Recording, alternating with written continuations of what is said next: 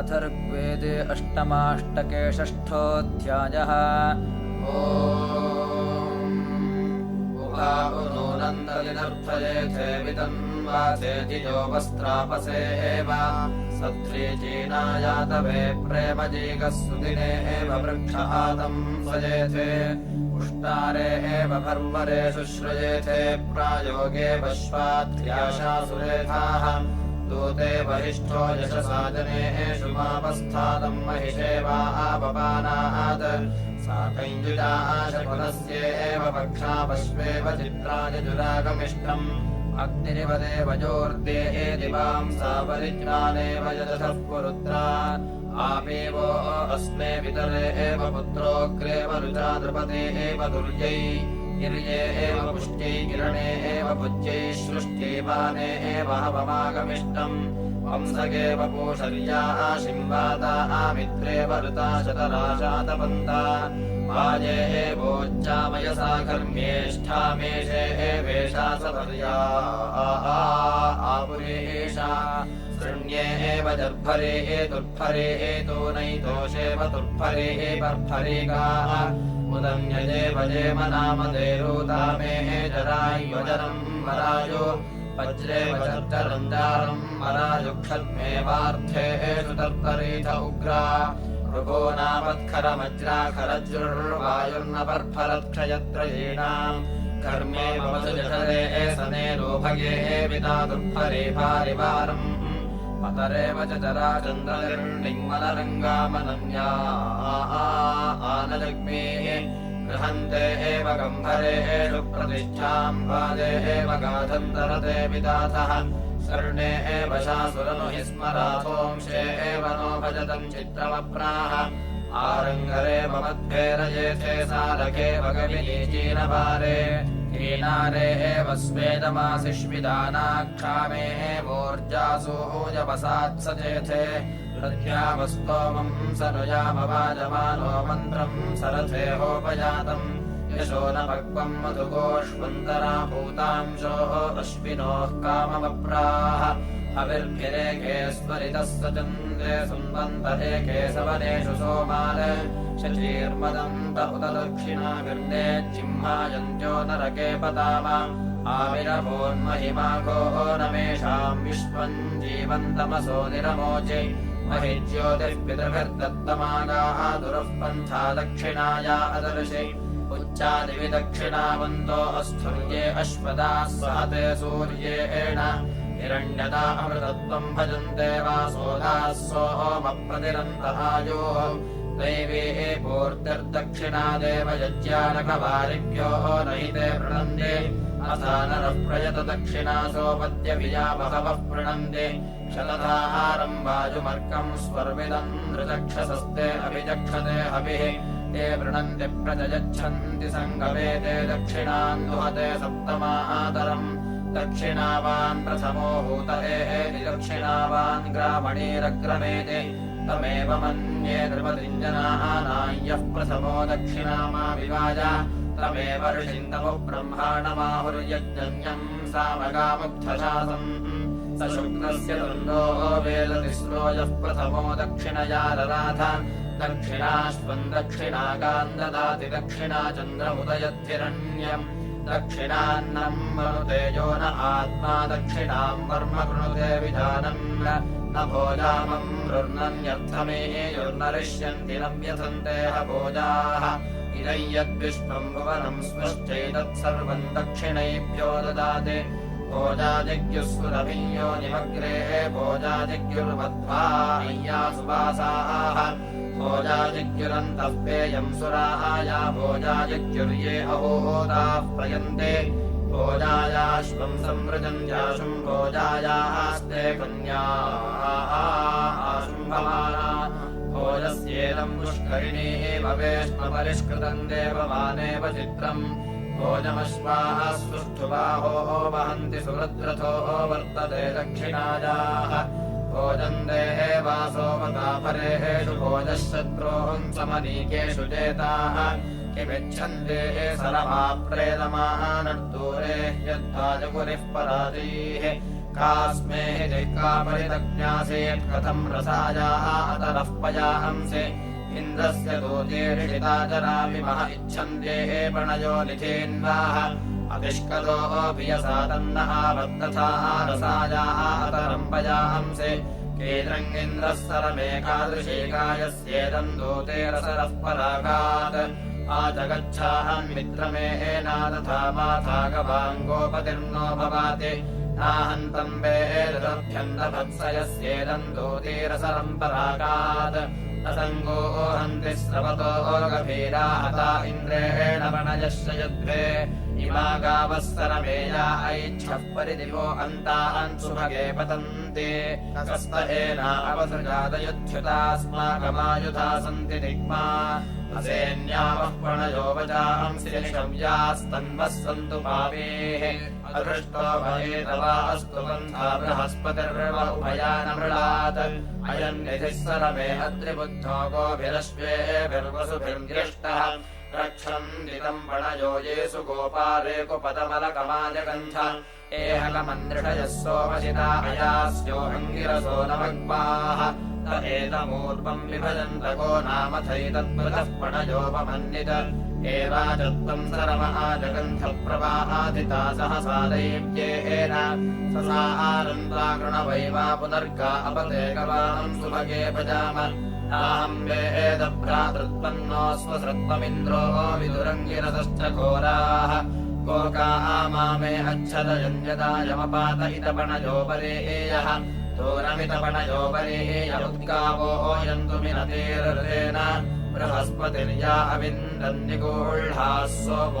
सोमोग्रावाणऋषयश्च विप्राः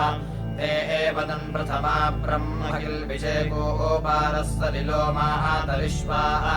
पीडुहरास्तव उग्रोमयो रामो देवेः प्रथमजागतेन सोमो राजा प्रथमो ब्रह्मजायाम् पुनः प्रायच्छदगृणीयमानः अन्वर्तिता वरुणो मित्र आसेदग्निर्होता हस्तगृह्यानि नाय हस्ते नैव ग्राह्य आदिरस्य ब्रह्मजायेयमिति चेदवोचन् अदूताय प्रह्येतस्थ एषा तथा राष्ट्रम् कुपितम् क्षत्रियस्य देवा एतस्यामवदन्त पूर्वे सप्तर्षयस्तपसे ये निषेदुः भीमाजाया ब्राह्मणस्योपनीता दुर्धान् ददाति परमेभ्यो मन् ब्रह्मचारे चरदिवे विषद्विषस्स देवानाम् भवत्येकमङ्गम् तेन जायामन्नविन्दद्बृहस्पतिः सोमेन नीतान् जुह्वा अन्नदेवाः पुनर्वै देवा अदतुः पुनर्मनुष्याः उत राजानः सत्यम् कृण्वाना ब्रह्मजायाम् पुनर्ददुः पुनर्दाय ब्रह्मजायाम् कृत्वे देवैर्निकिल्बिषम् ऊर्जम् पृथिव्या भक्त्वायोरुगायमुपासते समिद्धो अद्य मनुषो दुरोणे देवो देवान्यजसि जातवेदः आचवः मित्रमहश्चिकित्तान् बन्धोतः कविरसि प्रचेताः तनोनपात्पथकृतस्य जानान्मध्वासमञ्जन् स्वदया सुजिह्वम् मन्माहानिधेभिरुतयज्ञवृन्धन् देवत्राज कृणुह्यध्वरन्नाः आजुह्वानहीढ्यो वन्द्यश्चायाः ह्यग्ने वसुभिः सजोषाः वन्देवानामसि यह्वहोता स एनान्यक्षेषितो यजीयान् प्राचीनम् बर्हिः प्रदिशाः पृथिव्यामस्तोरस्या वृज्यते अग्रे अह्नाम् युप्रथते पितरम् वरेयो देवेभ्यो अदितये स्योरम् विरस्पतिरुर्विया विश्रयन्ताम् पतिभ्यो न जनयः शुम्भमानाः देवेर्द्वारो बृहतेर्विश्वमिन्वा देवेभ्यो भवत सुप्रायणाः आसुष्वयन्ते यजते उपाके उषासा नक्ताः सदतान्नियोनौ दिव्ये योषणे बृहते सुरुक्मे अधिश्रियम् शुक्लपिषन्दधाने दैव्याहोतारा प्रथमा सुवाचामिमानायज्ञम् मनुषो यजध्यै प्रचोदयन्ता विदथेषु कारो प्राचीनम् ज्योतिः प्रदिशाः दिशन्ताः आनो यज्ञम् भारतीतूयमेत्विळा मनुष्पतिह चेतयन्ते तिस्रो देवेर्बर्हिरेदम् स्योनम् सरस्वती स्वपसः सदन्तु हिर्येद्यावाः पृथिवी जनित्रे रूपैरविंशद्भुवनानि विश्वा तमद्यहोदर्शितो यजीयान्देवम् द्रष्टारमिह यक्षि विद्वान् उपावसृजत्मन्याः समञ्जन् देवानाम् वासर्तुथा हवींषि वनस्पतिः शमिता देवो अग्निस्पदन्तु हव्यम् मधुना कृतेन सद्यो जातोऽव्यमिमीतयज्ञमग्निर्देवानामभवत्पुरोगाः अस्य होतुः प्रतिश्रितस्य वाजि स्वाहा कृतम् हविरदन्तु देवाः मनीषिणः प्रभरत्वम् मनीषाम् यथा मतयः सन्ति नृणाम् इन्द्रम् सत्यैरेरयामा कृतेभिः स हि वीरो गिर्णशुर्विदानः ततस्य हि सदसोऽधीतिरद्योत्सङ्गाष्टेजो वृषभो गोभिरानट् उदतिष्ठत्तविषेणारवेण महान्तिजित्सम् विव्याचारजांसि इन्द्रः किरश्रुत्याः अस्य वेदस हि जिष्णुः पथिकृत्सूर्याय आन्मेनाहम् गृह्णन्नच्युतो भुवद्गोः पतिर्दिवः स नजा अप्रतीतः इन्द्रो नह्नामहतो अर्णवस्यौ व्रतामिनादङ्गिरोभिर्गृणानः पुरोणि चिन्द्रता नारजांसि दाधारजो तरुणम् सत्यदादा इन्द्रो दिवः प्रतिमानम् पृथिव्या विश्वा वेदसमनाहन्ति शुष्णम् महे चिद्यामातनोत्सूर्येण चास्कम्भचित्कम्भनेन स्कभीयान् वज्रेण हि रुद्रः रुद्रमस्तरदेवस्य शोषुवानस्य मायाः विधृष्णो अत्र धृषता जगन्धाथाः भवोपकवन्बाह्वोजाः स चन्द्रयदुषसः सूर्येण चित्रामस्य केतवो रामविन्दन् आयन्नक्षत्रम् ददृशे दिवो न पुनर्यतो न किरर्थानुवेद दोरङ्गिरप्रथमा जग्मुरा सामिन्द्रस्य याः प्रसवे सस्रुरापाः क्वस्मिदग्रम् क्व बुद्धः सामापो मध्यम् क्व वो नूनमन्ताः सृजस्सिन्धोम् ग्रहिणा जग्रसानाम् आदिदेताः प्रविविज्रे जवेन मुमुक्षमाणा उत जामुमुच्रेथे देता नरमन्ते निदिक्ताः सद्रीजे सिन्धुमुशतीरिवायन्त्सनाच्चारः आरिदः पूर्भिदाः सा अस्तमादे पार्थिवावसोऽन्यस्मे जग्मुः सोनृताः इन्द्रपूर्वेः इन्द्रविव प्रतिकामम् सुतस्य प्रातः सावस्तव हि पूर्वपेतिः हर्षस्पहन्तवे शूरशत्रोः नुग्धेभिष्टे वीर्या प्रब्रवाम यस्ते रथो मनसो जवेः यानेन्द्रतेन सोमपेयाययाहि तूयमादे हरयः प्रद्रवन्द्वयेभिर्याधिवृषभिर्मन्दमानः हरित्वता वर्चसा सूर्यस्य श्रेष्ठैः रूपैस्तन्वम् स्पर्शयस्व अस्माभिरिन्द्रसखिभिर्भुवानः सध्रेजेनो माहादयस्वारिषद्य यस्यद्यत्ते महिमानम् वदेष्विमे महीरोदसेनाविविक्ता तदोकाः हरिभिरिन्द्रयुक्तैः प्रियेभिर्याहि प्रियमन्नवच्छ यस्य शश्वत्वविवाङ्गिन्द्रशत्रोरनानुकृत्यारण्याः जगर्थ स ते पुरन्धिन्तविषेमियर्ति स ते मदाय सुत इन्द्रसोमाः इदम् ते पात्रम् सनवित्तमिन्द्रपिपासोपमेनाशतक्रतो पूर्णः आहावो मलिरस्य मध्वोऽयम् विश्वविदभिहर्यन्ति देवाः विहित्वामिन्द्रपुरुधा जनाः सोहितप्रयसो वृषभक्वयन्ते अस्माकम् ते मधुमत्तमानीमा भुवन्त्सवनातेषु हर्य प्रत इन्द्रपूर्व्याणि प्रनूनम् वीर्याः भोजम् प्रथमा कृतानि तेन मन्युरश्रथायो अद्रिम् सुवेदनाम कृणोर्ब्रह्मणेगाम् इषुषीदगणपते गणेश त्वामाहुर्विप्रथमम् कवीनाम् नरते त्वत्क्रियते किञ्चनारे महामर्गम् मघवम् चित्रमर्च अभिख्यानो मघवन्नाथमानाम् सखे बोधिवसुपते सखेनाम् रणम् कृधिरणकृत्सत्यशुष्मा भक्ते चिदाभजाराये अस्मान् तवस्यद्यावाः पृथिवी सचेतसा विश्वेभिर्देवैरनुशुष्णमावताम् यदैर्गृह्णानो महिमानमिन्द्रियम् नीत्वी सोमस्य क्रतुमाम् अवर्धत तवस्य विष्णुर्महिमानमोजसाम् शुन्दधन्वान् मधुनो विरप्स्यते देवेभिरिन्द्रो मघवाः सजावभिर्वृत्रम् जघन्वाम् अभवत्वरेण्यः रुद्रेण यदहिना बिभ्रदायुधा समस्थिता युधयेषम् समाविदेः विश्वे ते अत्र मरुतः सहत्मना वर्धन्नुग्रमहिमानमिन्द्रियम् ज्ञान एवं व्यबाधत स्मृतः प्रापश्यद्वीरो अभिपंस्यम् व्रणम् अवृष्टदन्त्रिपवसस्यदस्रजदस्तभ्रान्नागम् सुतपस्य यावृथम् आदिन्द्रः सत्रादभिषेरपद्यनवरे योद्यावाः पृथिवी अबाधत अबाभरद्धृषितो वज्रमाय संक्षेपम् मित्राय वरुणाय दाशुषे इन्द्रस्याद्व्रतविषेभ्यो विरक्षिनर्कायतो हरम् हयन्तमन्यवे रुद्रय्यदुग्रोऽव्यवृष्टदोजसावोऽपि बिभ्रतम् तमसावरे वृतम् या वीर्याणि प्रथमानि कर्ता महिद्वेभिर्यतमानौ समीयतोः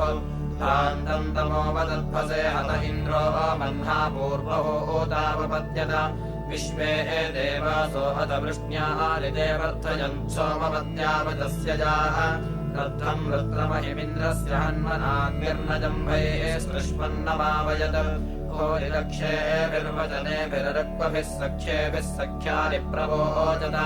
इन्द्रो तुनिञ्जमुरिञ्जदम्भयम् श्रद्धामनस्या शृणुते रभेतजे त्वम् पुरोण्याभरास्पश्यायेभिर्मंसैरिवचनानि शंसन् सुगेभिर्विश्वाः दुरितातरेम विदोषुणहुर्वियागाधपद्याम् कर्मासमन्तात्रिवृतम् व्यापदुस्तयोर्जुष्टिम् मातरिष्वाः जगाम दिवस्पज्योतिषाणा अवेशन् विदुर्देवाः सहसा मानमर्कम् तिस्रो देष्ट्राय विरृतेरुपासते दीर्घश्रुतो विहिजानन्ति वह्नयः तासाम् निजिज्ञः कवयोः निदानम् परेषु यागुह्येषु व्रतेषु चतुष्कवर्दायुवतिः सुपेशाः कृतप्रतीका वयुनाः निवस्ते तस्याहम् सुपर्णावृषणानिषेधुर्यत्र देवादतिरेभाः कथेयम् एकः सुपर्णः समुद्रमाविवेश स इदम् विश्वम् भुवनम् विचष्टे तम् वाक्येन मनसा पश्य मन्दिरस्तम् मातारेळ्लि स उरेळ्लि मातरम् सुपर्णम् विप्राः कवयो वचो विरेकम् सन्तम् बहुधा कल्पयन्ति छन्दांसि च दधतो अध्वरेषु ग्रहान् सोमस्य विमते द्वादश षट्त्रिंशांश्च चतुरः कल्पयन्तश्छन्दांसि च दधतः द्वादशम् यज्ञम् विमाय कवयो मनीषरक्षामाभ्याम् प्ररथम् वर्तयन्ते चतुर्दशान्ये महिमानो अस्य तम् धीराः वाचा प्रणयन्ति सप्त आत्मानम् तीर्थम् इह प्रवोचत्येन पथा प्रविबन्धे सुतस्य सहस्रधा पञ्चदशान्युक्था यावद्या वा पृथिवी तावदित्तत् सहस्रधा महिमानः सहस्रम् यावद्ब्रह्मविष्ठितम् तावतीवाक् कश्छन्दसांयोगमावेदधीरः कोधिष्ण्याम् प्रतिवाचम् पपाद कमृत्विजामष्टमम् शूरमाहुर्हरे इन्द्रस्य निजिकाय कस्मित् ॐ या अन्तम् पर्येके जरन्ति रथस्य घोषु युक्तासो अस्थुः श्रमस्य राजम् विभजन्त्येभ्यो यदा यमो भवति हर्म्ये हितः चित्र इच्छिषोस्तरुणस्य वक्षथो नयो मातराः वप्येति धातवे अनोधाय दिजीजन तथा जनुववक्षसद्यो महिदूत्या अञ्चरन् अग्निरहनावधायिदन्नपस्तमः संयोपना युवते भस्मना दता अभिप्रमुरा जुह्वा स्वध्वर इनो न प्रोथमानो यवसे वृषाः तम् वो भिन्नदृषदम् देवमन्दस इन्दुम् प्रोथन्तम् रवमन्दवर्णवम् आसावन्निन्न शोचिषा विरक्षिणम् मयम् रतन्न सरजम् नवर्धनः वियस्य ते श्रियसानस्याजरथक्षोर्णवाताः परिसन्त्यच्युताः आरण्वासो युयुधयो न सत्परम् त्रितन्न शन्तप्रतिषन्न इष्टये स इदग्निः कण्वतमः कण्वसखार्यः परस्यान्तरस्य तरुषः अग्निः पातु गृणतो अग्निः सूर्येणग्निर्ददातु तेषामवो नः स्वाचिन्तमाय सख्यसे सुविद्यनुषुच्यवानो अनुजातवेदसे अनुद्रे चिद्योधृषतावरम् सते महिन्दमाय धन्वनेदविष्यते एवाग्निर्मर्दैः सह सूरिभिर्वसुष्टवे सहसः सूनरो नृभिः मित्रा सोनये सुहितारताय वोद्यावो नद्युम्नैरभिसन्ति मानुषान् ऊर्जो नपात्सहसा वह्निदित्वोपस्तुतस्य वन्नते वृषावाक् त्वां स्तोषाभत्तया सुवीराद्राकेय आयुः प्रतरम् दधानाः इति त्वाग्ने वृष्टिहव्यस्य पुत्रा उपस्तुता सविषयो वोचन्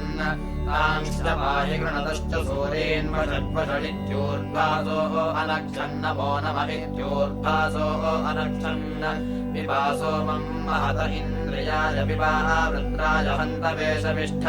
पिबराजे शवसे हूयमानः पिबमध्वस्त्रिपदिन्द्रावृषस्व अस्य विवक्षुमतः प्रस्थितस्येन्द्रसोमस्य परमासुतस्य स्वस्तिदा मनसा मादयस्वार्वाचीनो रेवते सौभगाय ममत्वत्वादिव्यः सोम इन्द्र ममत्तु यः सूयते पार्थिवेषु ममत्तु येन वरिवश्चकर्थ ममत्तु येन निरिणासि शत्रून् आद्विपर्ह अमिनो याद्विन्द्रो वृषा हरिभ्याम् परिषिक्तबन्धाः कव्यासुतस्य प्रभृतस्य मद्धः सत्राखेदाः मरुषः वृषस्व यदिग्वालिभ्राशयन्ध्राश्यान्यवस्थिरा तनु हि यातु जूनाः उग्रायते सहोपरम् ददामि प्रदेत्या शत्रोऽन्विगतेषु वृष्ट या अर्य इन्द्रतनु हि श्रवांस्योजस्थिरे पथन्वनोऽभिमादेः अस्मद्यग्वावृधानः सहो विरनिवृष्टस्तन्वम् वावृधस्व इदम् हविर्मघवन्तुभ्यम् रातम् प्रति सम्राडहृणानो गृभाय तुभ्यम् सुतोमघवन्तुभ्यम् पक्वोऽध्येन्द्रविभजप्रस्थितस्य अध्येदिन्द्रप्रस्थिते मा हवींषिचनो दधिष्पपजतोत सोमम् प्रयस्वन्तः प्रतिहर्यामसि त्वा सत्याः सन्तु यजमानस्य कामाः प्रेन्द्राग्निभ्याम् सुवधस्यामि यर्मिसिन्धाविव प्रेरयन्नावमर्कैः अयानिव परिचरन्ति देवाये अस्मभ्यम् धनदा उद्भिदश्च नवाहु देवाः क्षुधमिद्वधन्तदुरुताशिलमुपगच्छन्ति प्रत्यवाः उतो रयिः पृणतो नोपदस्यच्युता पृणन्मर्डितारन्न विन्दते य आध्राय जगमानाय विद्वोन्नवान् सन्द्रपितायोपजग्मुषे स्थिरम् मनः कृणुते सेवते पुरोतो यत्समर्डितारन्न विन्दते समिद्धो यो गृहवेदरात्यन्नकामाय चरते कृशाय अरमस्मै भवति यामहूता उता परेषु कृणुते सखायम् अससखायो न ददाति सख्ये स चापुवे सकमानाय विद्वः अपास्मात् प्रेयान्न तदोको अस्ति पृणन्तमन्यमरणम् चिदिच्छेत् प्रणीयादिन्नाथमानाय तव्यान्द्रागीयाम् समनुपश्येत पन्थाम् ओ हि वर्तन्ते रथ्येव चक्रान्यमन्यमुपतिष्ठन्तरायाः मोघमन्नम् विन्ददेह प्रजेताः सत्यम् ब्रवीमि वध इत्सतस्य नार्यमणम् पुष्यति नो सखायम् केवलागोपवति केवलादी कृशन्निद्धाल आशितम् कृणोति यन्नद्धा नमववृङ्गे चरित्रैः वदन् ब्रह्मा वदतोपनीयान् पृणन्नाभिरपृणन्तमभिष्यात् एकपाद्भूयो द्विपदो विचक्रमे द्विपाद्विपादमभ्येति पश्चात् चतुष्पादेति द्विपदामभिस्वरे सम्पश्यन् पङ्क्तिरुपतिष्ठमानः समौजिद्धस्तौ न समम् विविष्टः सम्मातराचिन्न समम् दुहाते यमयोश्चिन्न समावीर्याणि ज्ञाते चित्सन्तौ न समम् प्रणीतः अग्नेहंसिन्या अद्रिणन्देत्यन्मर्त्येष्वा स्वेक्षये शुचिव्रत उत्तिष्ठसि स्वाहुतो कृतानि प्रतिमोदसे यत्त्वा स्मृतः समस्थिरन् स आहुतो विरोचतेऽग्निरीलेऽन्यो गिरा सृजा प्रतीकमज्यते कृतेनाग्निः समज्यते मधुप्रतीक आहुतः रोचमानो विभावसुः चरमाणः समिध्यसे देवेभ्यो हव्यवाहन